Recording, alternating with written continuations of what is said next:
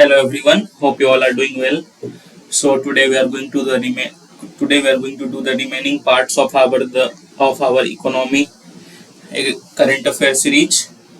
जो हमारी इकोनॉमी की करंट अफेयर सीरीज की जो कुछ रिमेनिंग टॉपिक्स था वो बची हुई है, वो आज हम लोग कंप्लीट कर लेंगे. ऑलरेडी हमने this will be the part 3. ये हो जाएगा कि part 3. We have already done part 1 and part 2.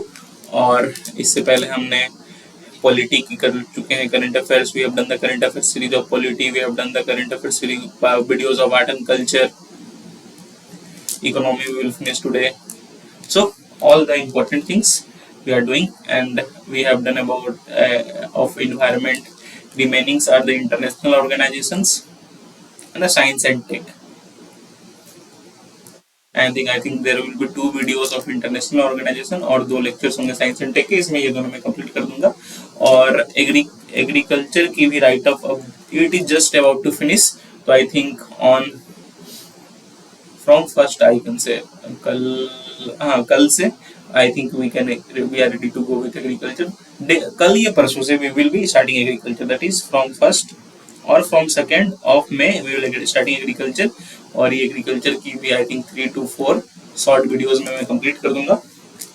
That will be very helpful to you. और इसका जो राइट अप है वो मैं अपने टेलीग्राम चैनल पे डाल दूंगा. और ये पीपीटी भी I will be putting in the Telegram channel. इससे पहले भी जो सारी पीपीटीज है वो ऑलरेडी हम टेलीग्राम चैनल पे डाल चुके हैं.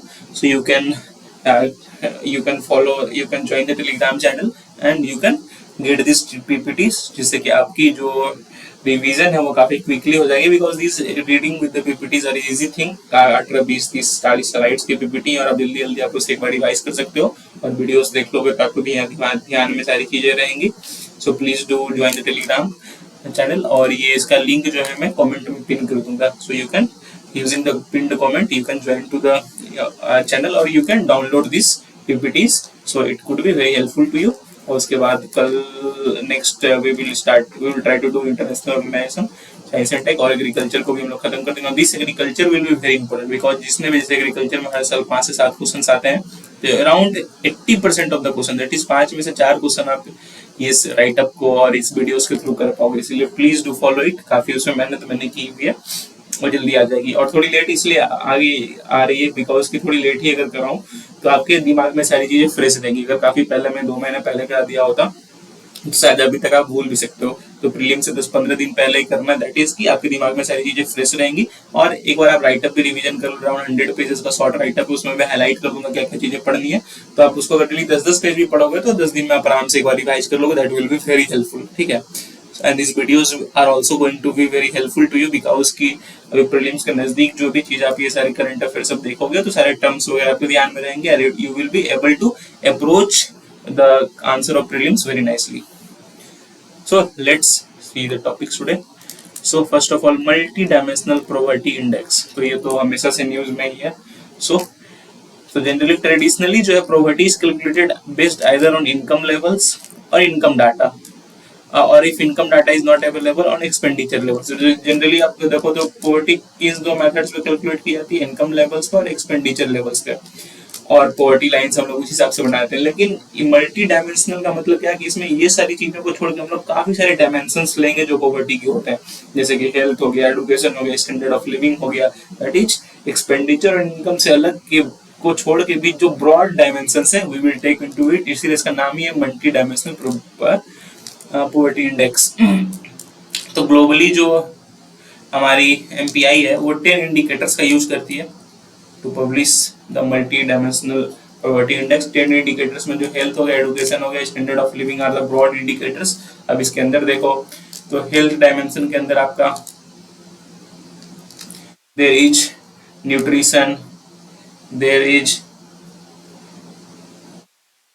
child and adolescent motility indicators. In education indicators we have years of schooling, we have attendance. In standard of living indicators we have housing,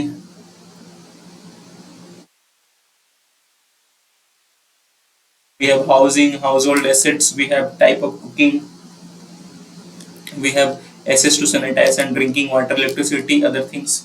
और इंडिया में क्या है, इंटेंस के इस 10 इंडिकेटर्स के पास इंडिया में वी हैव +2 इंडिकेटर्स। तो ये 10 इंडिकेटर्स तो हैं ही, प्लस इंडिया में 2 इंडिकेटर्स और भी है, ठीक है। तो वो 2 इंडिकेटर्स क्या क्या हैं? दोस 2 इंडिकेटर्स आर, क्या ऐड हो रहा है हमारे पास यहाँ इंडिया में, that is bank accounts and maternal health, that is 10+2। ये 10 जो ग्लोबल इंडिकेटर है, ठीक है, जो ग्लोबल एमपीआई में होती है। और इसके साथ अगर आप बैंक को ऐड कर दो तो that adds to, just a second,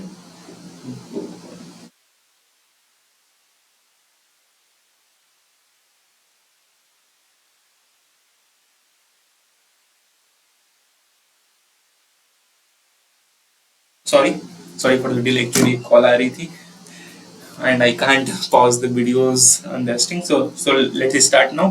So ये 10 indicators जो हैं, that is onto global multi-dimensional probability index, that is global MPI, and that is global MPI is published by UNDP.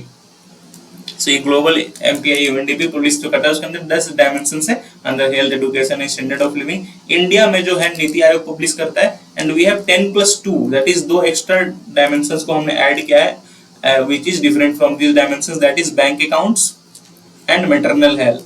maternal health को हमने health dimension में किया है और bank account को standard of living dimension में किया है, ठीक है। So this is about global multi-dimensional poverty index और Indian multi-dimensional poverty index, दोनों की कौन सी पार्ट कौन रिलीज करते हैं ये आपको ध्यान में रखना जरूरी है। सब इंडाइसेस क्या है? हेड काउंट रेशियो, ठीक है, how many are poor, called is head count ratio, what is head count ratio to, it is used in the counting of poor, जो कि मल्टी डायमेंशनल प्रोबेबिलिटी इंडेक्स में use होता है। How poor are poor, इसमें देखो हम लोग क्या देते हैं, 3, इसमें से हम लोग क्वांटिटी पे नहीं जाते हैं, बस क्वालिटी और पुअर पे भी जाते हैं कि कितने पुअर, इंटेंसिटी को भी देखते हैं। हेड काउंट तो करने के बाद इतने लोग पुअर, पर किस इंटेंसिटी में भी वो पुअर है वो देखते हैं, ठीक है। तो हेड काउंट रेशियो और इंटेंसिटी दोनों को देखते हुए एमपीआई का वैल्यू हम लोग डिराइव करते हैं। नेक्स्ट, अगर आप लेटेस्ट डाटा को देखो, एंड इट इज इंपॉर्टेंट, इससे क्वेश्चंस बन सकते हैं, उससे भी बन सकते हैं, पर ये डाटा कोई लोग डाटा को फ्रेम कर सकते हैं। डाटा में आपको ये याद नहीं करना है कि कितना, बस ये याद रखना है क्या इंक्रीज हो रहा है क्या डिक्लाइन हो रहा है। जैसे कि इंडिया में क्या हो रहा है, MPI is declining, okay, India में एमपीआई डिक्लाइनिंग है, और डिक्लाइनिंग ट्रेंड में देखें तो Uttar Pradesh has topped the list, ठीक है, जिसमें कि उत्तर प्रदेश में सबसे अधिक लोगों ने प्रॉपर्टी को स्केप किया। Then second we have Bihar, then we have Madhya Pradesh, that is UP, then we have Bihar, then we have Madhya Pradesh in terms of declining MPI, that is multi-dimensional poverty index, and India is on the track to achieve SDG 1.2. SDG 1.2 is related to reducing multi-dimensional poverty index, that could be very at least half by 2030, मतलब 2030 तक हम लोग half जो अभी multi-dimensional poverty index है उसको, अभी जो multi-dimensional poverty है उसको हाफ रिड्यूस करना है, and this is SDG target 1.2. this could be a probable question, तो ये सारी चीज ध्यान में रखना। ये देखो ये सारी वो डाटा है, ठीक है, UP is topping, secondly we have Bihar, and third we have MP, fourth Rajasthan, fifth we have Maharashtra, so these are things, sorry fifth we have West Bengal, sixth Maharashtra. Now second thing that is in news is household consumption expenditure survey. So the Ministry of Statistics and Program Implementation, that is MOPSI. So MOPSI has released data from the Household Consumption Expenditure Survey conducted in 2022-2023. The survey which was carried out between अगस्त 2022 से ये सर्वे हुआ था, ये पहला कब हुआ था, 2011-12 में ध्यान रखना। तो ये household expenditure consumption survey important क्या है, कौन कराता है, that is ministry of programme implementation and ministry of statics and programme, statics and programme implementation. अब देखो ये क्यों कंडक्ट करा जाता है, so that we can know the consuming expenditure, कितना कंज्यूम कर रहे हैं, किस पे इंडियन हाउस होल्ड एक्सपेंड कर सकते हैं, वो सारी चीजों को हम लोग ध्यान, उस सब चीज की डाटा में भी निकाल सकते हैं, वो चीज डाटा में पता चल जाएगा।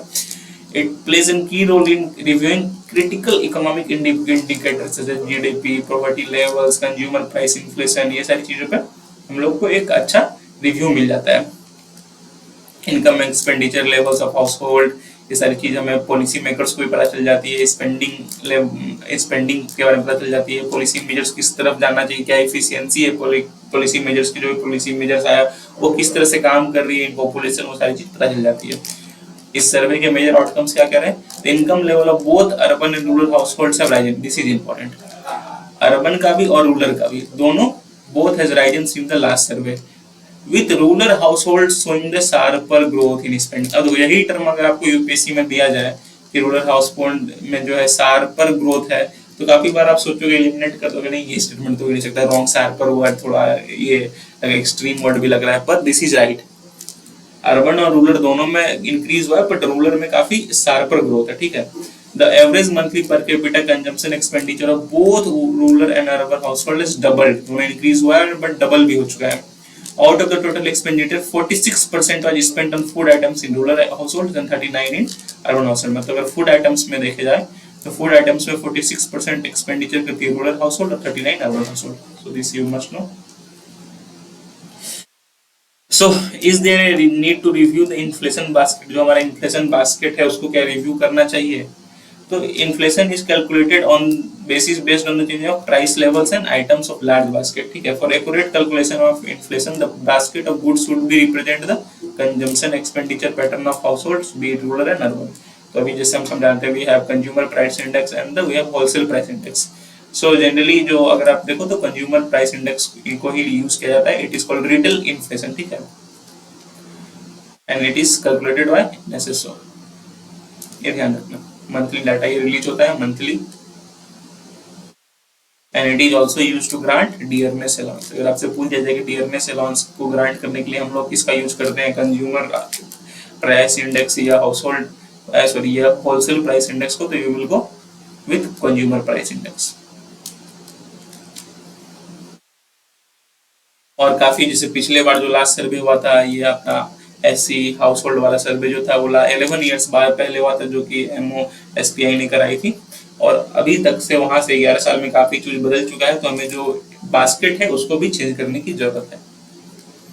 सो दीज आर द थिंग्स, जैसे ये आप ध्यान रख सकते हो कि Indians are spending more on milk, fruit and vegetables and food grains. मतलब फूड ग्रेन से अधिक क्या इंडिया इस्तेमाल कर रही है, मिल्क, फ्रूट्स एंड वेजिटेबल्स में।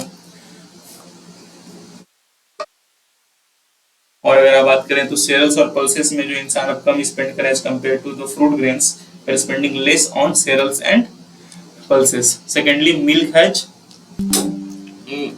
on the rise। In fact, people spend more on milk than they did on cereal pulses combined। मतलब अगर आप cereal और pulse को combined कर दो तो उनसे ज्यादा हम लोग इसमें खर्च करने में मिल्क में, ठीक है।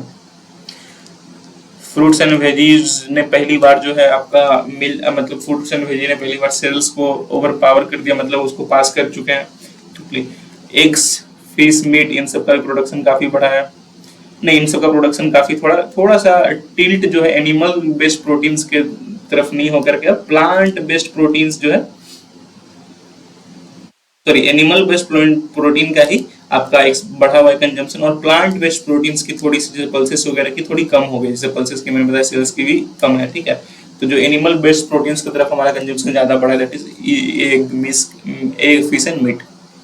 प्रोसेस्ड फूड्स जो है, रेडी टू ईट फूड्स का जो उनका भी जो है पोर्शन बढ़ा है, ठीक है। तो ये चीज हमें ध्यान रखना है, ये सारी चीजें अब ये सब देख लेना कि रूरल इंडिया, ये सब पीपीटी में मेंशन रहेगी कि रूरल इंडिया में क्या क्या चीज कितना खर्च कर रहे हैं, that is not that much important, पर पीपीटी में मेंशन है, आप एक बार से ओवरव्यू कर लेना।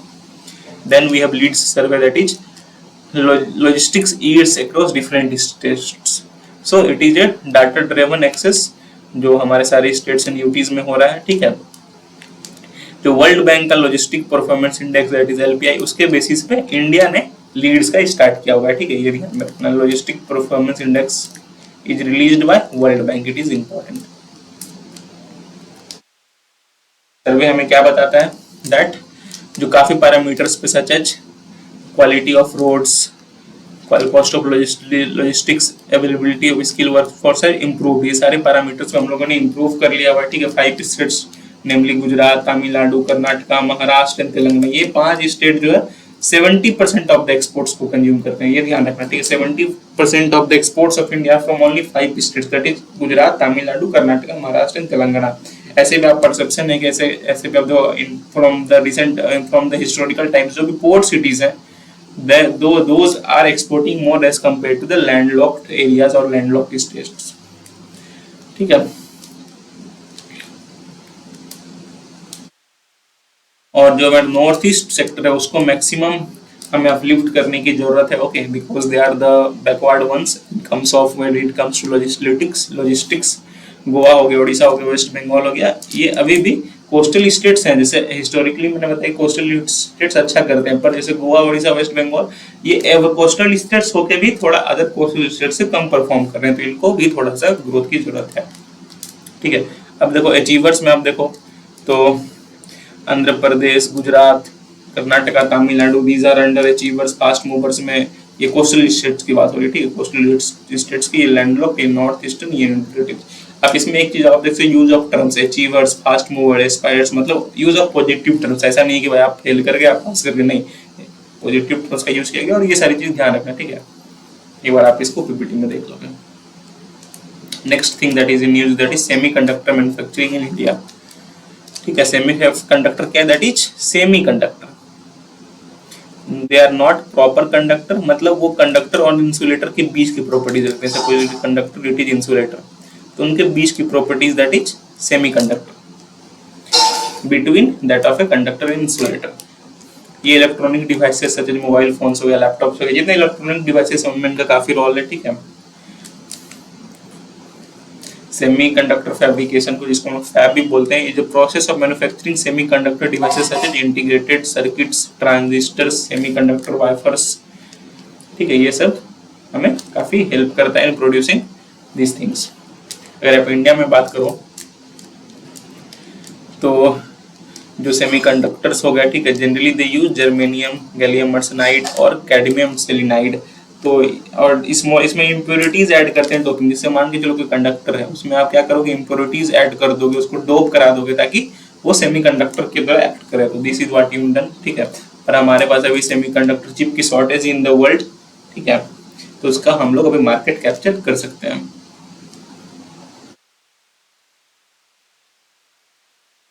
इंडिया की सेमीकंडक्टर मिशन है that is launch in 2021 by ministry of electronics and IT.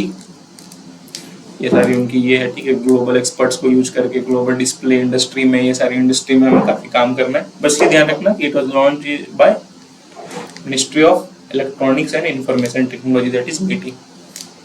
Components इसके हैं तो सेमीकंडक्टर फैब्स हमको सेट करना है, डिस्प्ले फैब सेट करना है, ये सब सारी चीजें करना है। डिजाइन लिंक्ड इंसेंटिव सिम भी है, DLI सिम, तो दैट जो भी डिजाइन होगी उसको हम लोग इंसेंटिव्स मिलेगी। Then we have national common mobility card, ठीक है, जैसे कि अभी मान के चलो आप बस में जा रहे हो, मेट्रो में जा रहे हो, कहीं स्मार्ट सिटी में कहीं पार्किंग है, तो सबके लिए अलग अलग कार्ड्स हैं। तो यूज डिफरेंट कार्ड्स को हम लोग एक कॉमन कार्ड में कैसे कन्वर्ट कर सके, that is what is related to national common mobility card, ठीक है। These are chip based bank issued cards on debit, credit and prepaid card platforms. Unlike other chip based cards, NMCs are dual interface card which supports both contact and contact transactions। और जितने अलग अलग जो mobility के ड्रगवेज हैं उन सब के लिए जो अलग अलग कार्ड्स की जगह एक कॉमन कार्ड को लाना है, that is what the aim of national common mobility card is. So ये कुछ रिमेनिंग टॉपिक्स थे इकोनॉमिक्स के, and I hope you are able to understand this things. तो इसी के साथ इकोनॉमिक्स की भी जो हमारी करंट अफेयर सीरीज थी वो आज एंड होती है, और ये पीपीटी मैं टेलीग्राम ग्रुप में डाल दूंगा, और आप you can join the group by using the pinned comment, and you can download the PPT and refer to it and revise these things because these are the most important things as for your prelims examinations. So that is all for today. Please do like, please do share, and please do subscribe. It takes a lot of hard work to make such videos for you on regular basis. और अगर आप like करते हो, share करते हो, subscribe करते हो तो काफी मोटिवेशन मिलता है हमें कि हम और भी ऐसे वीडियोज आपसे रेगुलरली बना पाए। So that is all for today. Have a nice day. Thank you.